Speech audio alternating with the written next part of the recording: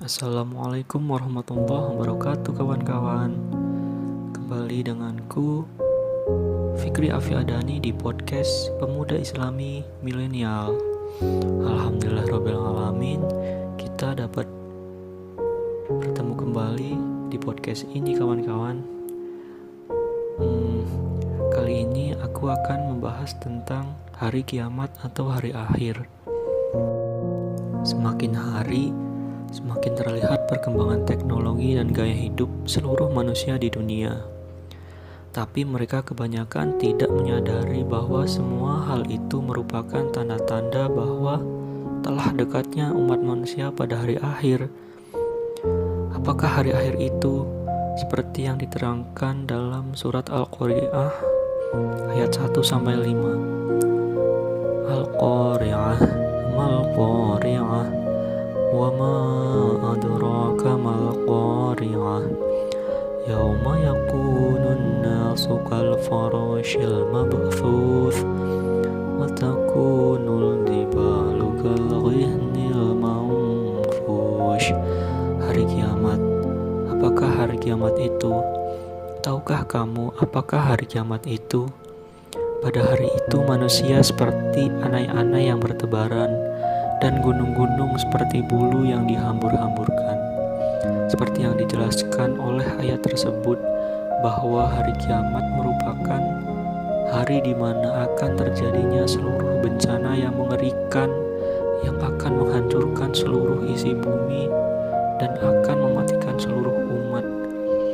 Tentu semua itu akan terjadi walaupun kita semua tidak tahu kapan hari itu tiba. Dekatnya hari kiamat ditandai dengan berbagai hal. Tanda-tanda kiamat yang paling jelas terlihat adalah semakin banyaknya persaingan teknologi yang terjadi di seluruh dunia, semakin mewahnya gaya hidup manusia, semakin banyaknya pemuda-pemuda yang terjerumus pada kemaksiatan, bencana alam di mana-mana. Dan pernahkah kalian semua menyadari bahwa semakin cepat saja hari ini berlalu? Dan itulah tanda-tanda kiamat kecil atau kiamat sughra. Setelah kejadian tadi terjadi, tentu pula akan terjadi bencana yang lebih besar yang akan mampu menghancurkan seluruh isi bumi. Tanda-tanda yang akan terjadi menjelang hari kiamat adalah terbitnya matahari dari sebelah barat, ditiupkannya sangkakala pertama sebagai pertanda akan datangnya hari kiamat.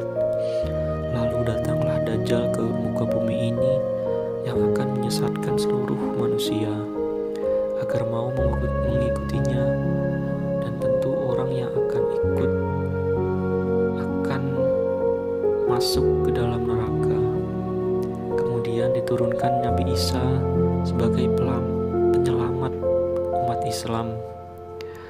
Munculnya Ya'juj Ma'juj, dan kemudian akan terjadi bencana yang besar dan akan melantahkan bumi menjadi hamparan luas dan isi bumi yang hancur lebur. Kemudian setelah seluruh umat manusia mati dan hancur, akan ditiupkan sangkakala kedua untuk membangkitkan seluruh manusia dari kematiannya.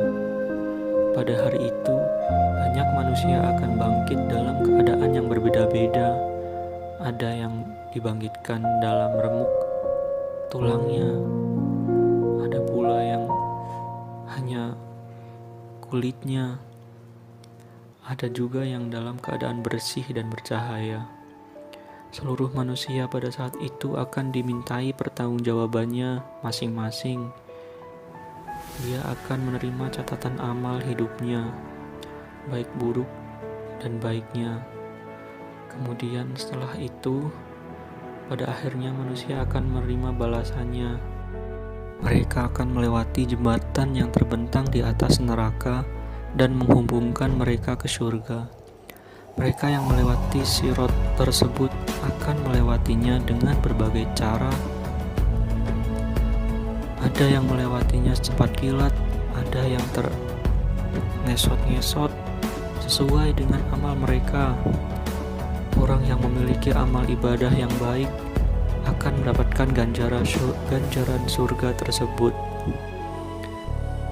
Dan bagi mereka yang berbuat maksiat akan jatuh ke dalam neraka yang pedih dan panas siksanya. Untuk itulah, marilah kita berbanyak amal kebaikan kita di dunia, lakukan segala kewajiban kita, berbakti kepada orang tua, jauhi perbuatan maksiat yang akan menjerumuskan kita dalam neraka. Na'udzubillah min dzalik. Baik teman-teman, mungkin itu saja yang aku sampaikan pada podcast kali ini. Terima kasih telah menonton Khairul Kalam. Assalamualaikum warahmatullahi wabarakatuh.